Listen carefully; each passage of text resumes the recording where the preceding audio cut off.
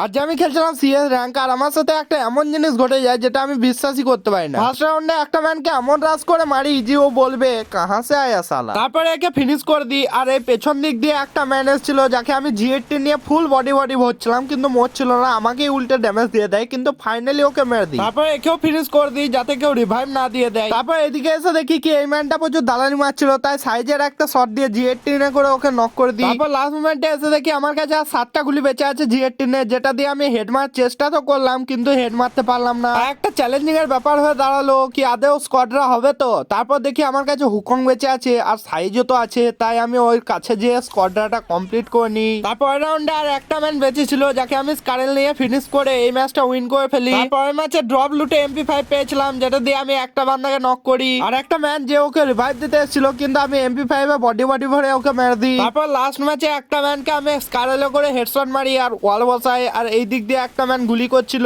তাই একে দেখতে যায়, দেখি নক হয়ে পড়ে আছে, একে ফিনিশ করার সাথে আমার ম্যাচটা উইন হয়ে যায়।